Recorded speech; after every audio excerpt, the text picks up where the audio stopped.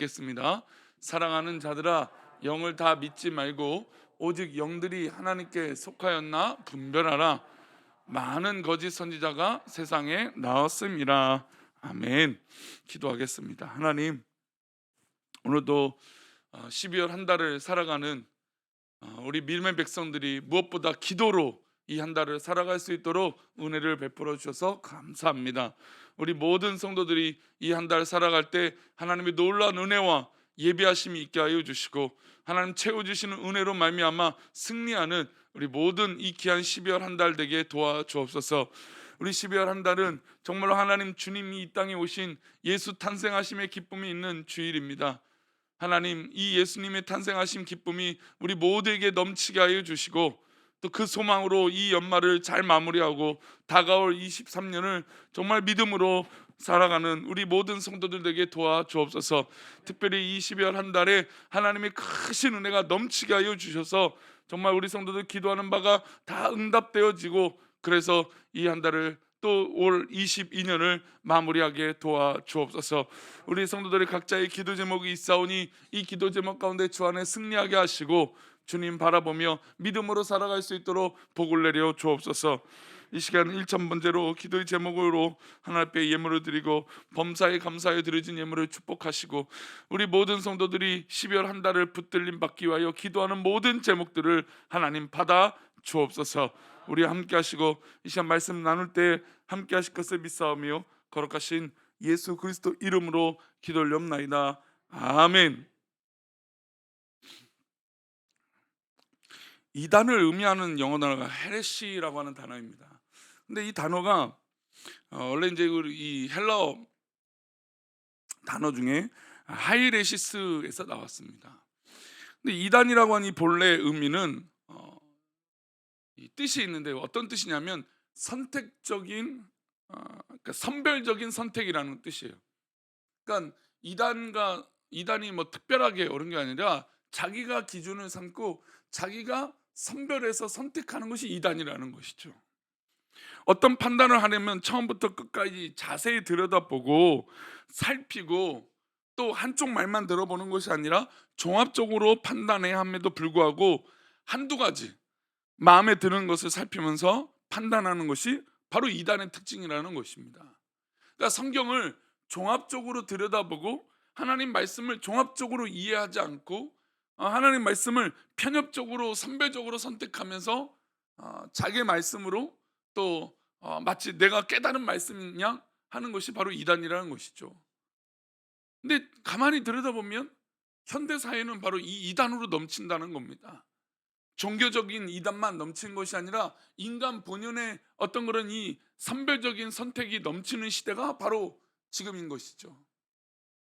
포스트 모더니즘이라고 하는 이 시대상은 모든 사람이 옳다라는 겁니다. 근데 모든 사람이 옳다라고 하는 것에 있어서 종합적인 판단을 하지 않아요. 내가 선별하고 내가 선택한 것이 맞다라고 여기는 것이 바로 현대 사회의 지식의 논리라는 것이죠. 그러니까 진리로 들어볼 때는, 그러니까 하나님의 말씀이 진리니까, 근데 진리로 들여다보면 잘못되고 틀렸는데, 지금 많은 사람들은 내가 하는 것이 옳다, 내가 하는 것이 맞다, 그래서 그 맞다라는 것에 조금도 타협하지 않는다라는 것이죠. 실제로 이단들을 이렇게 판단하고 결정합니다. 이단들은 성경을 이런 식으로 보는 것이죠.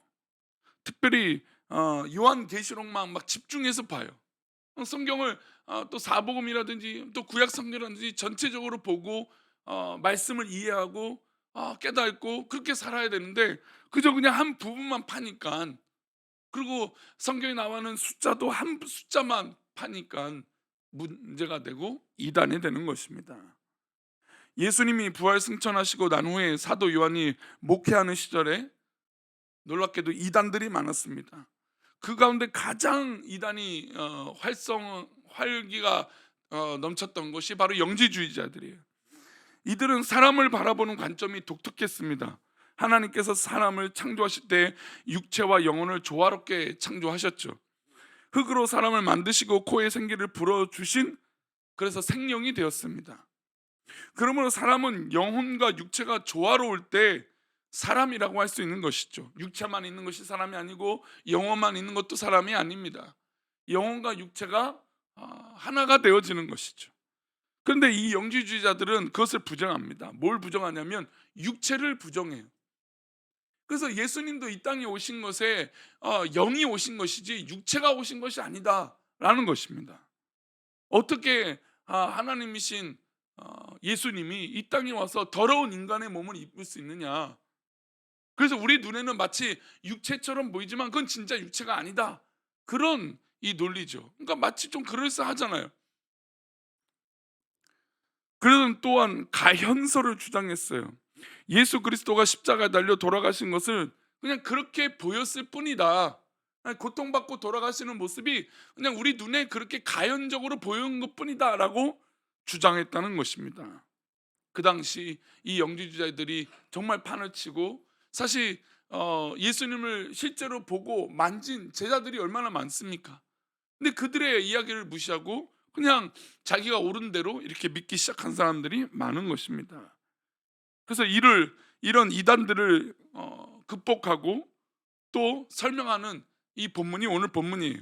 우리 1절과 2절 말씀 보겠습니다. 함께 읽겠습니다. 사랑하는 자들아,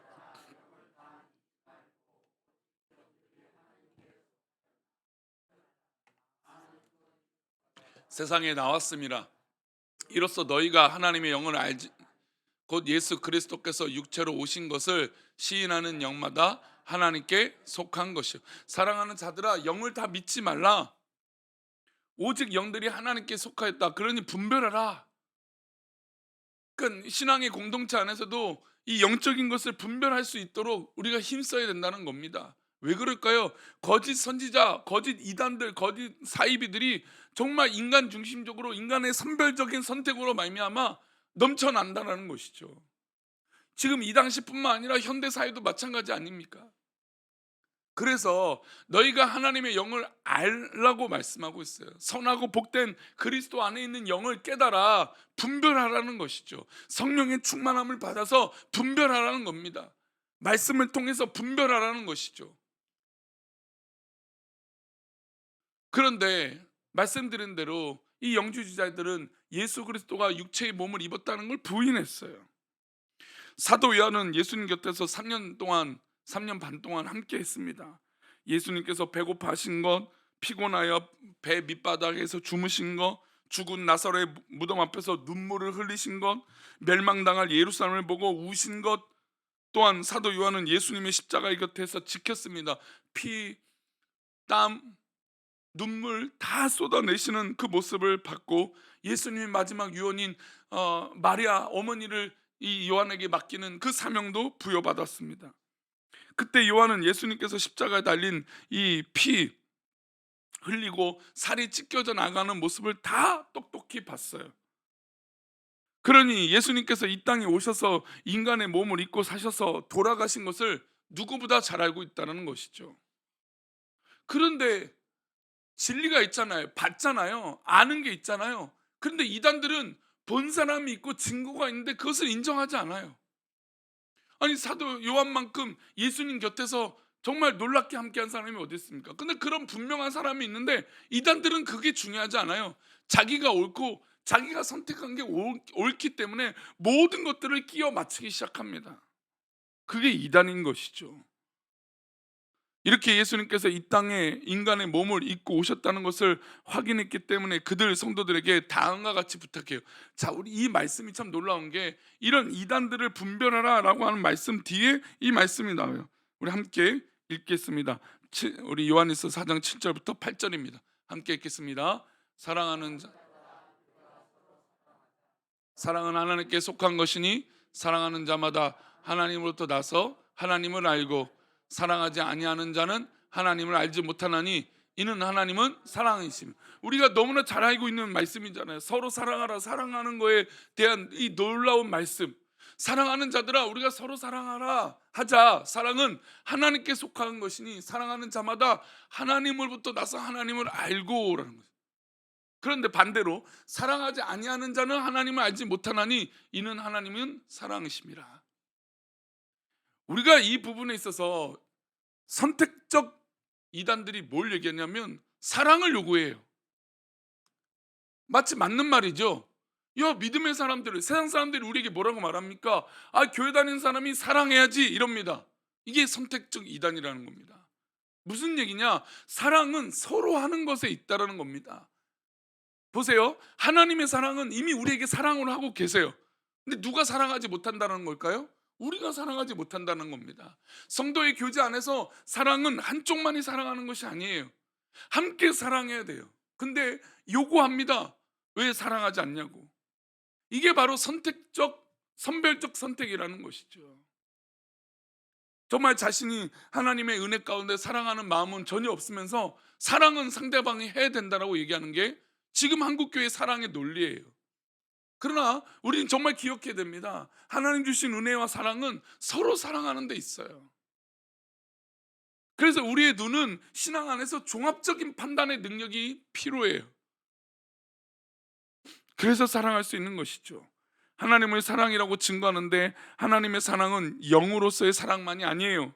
사랑은 마음만 전달하고 표현하는 것이 아닙니다. 육체가 함께 움직여야 돼요.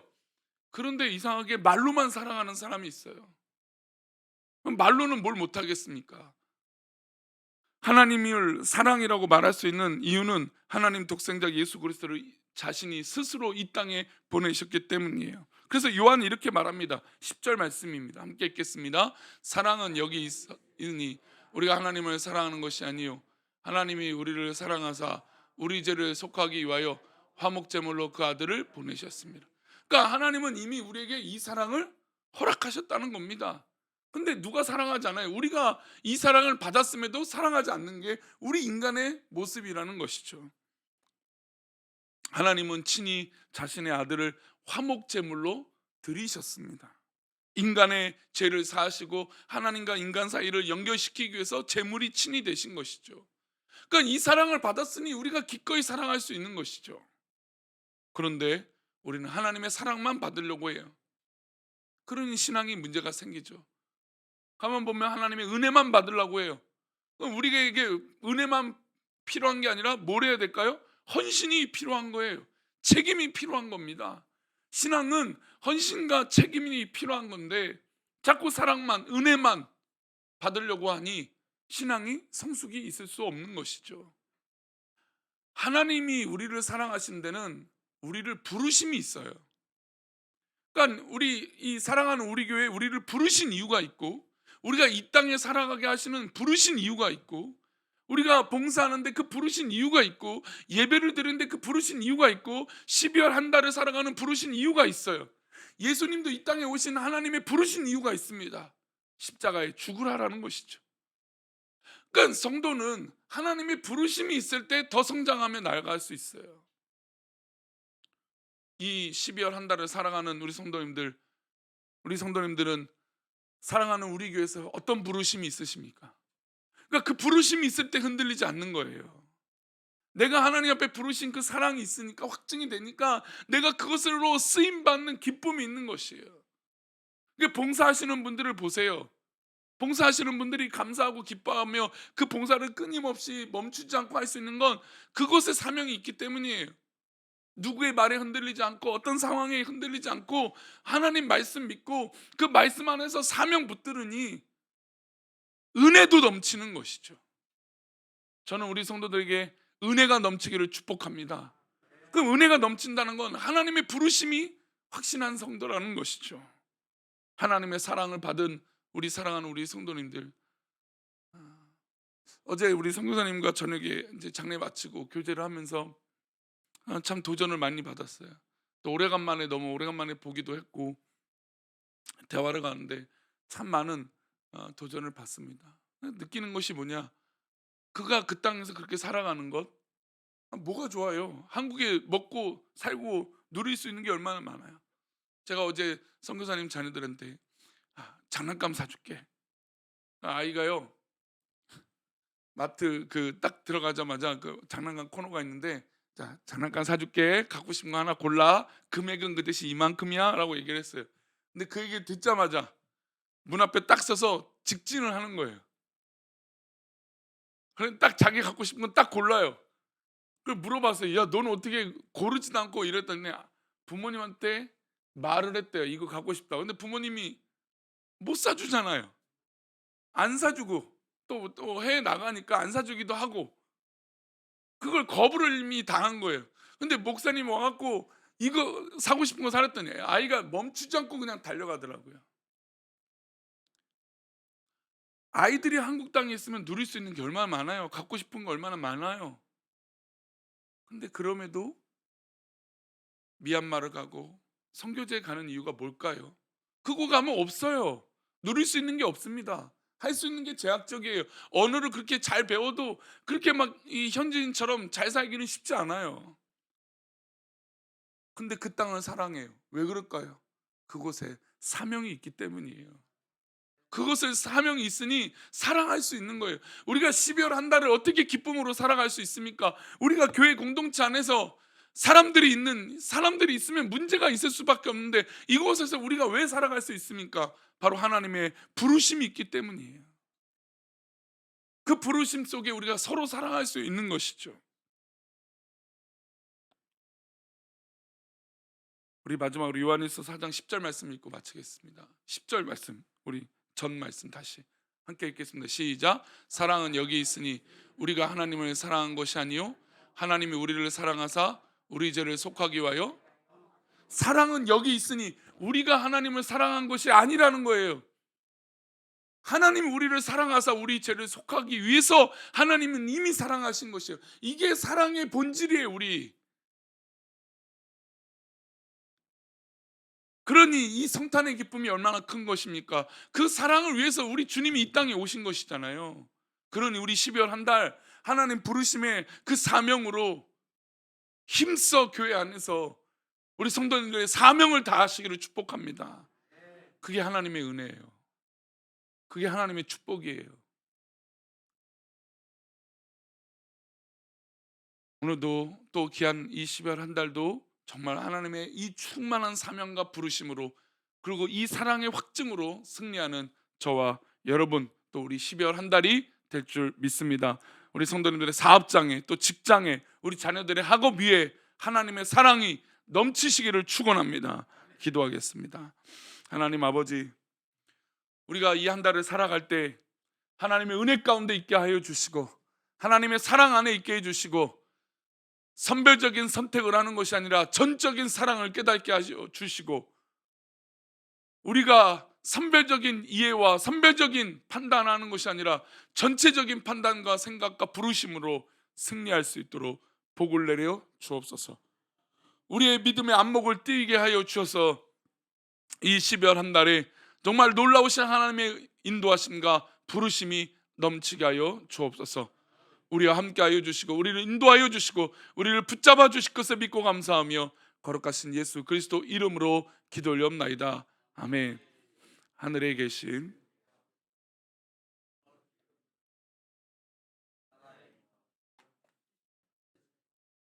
땅에서도 이루어지이다. 우리가 우리에게 죄 지은 자를 사하여 준 것 같이 우리 죄를 사하여 주옵시고 우리를 시험에 들게 하지 마옵시고 다만 악에서 구하옵소서. 대개 나라와 권세와 영광이 아버지께 영원히 있사옵나이다. 아멘.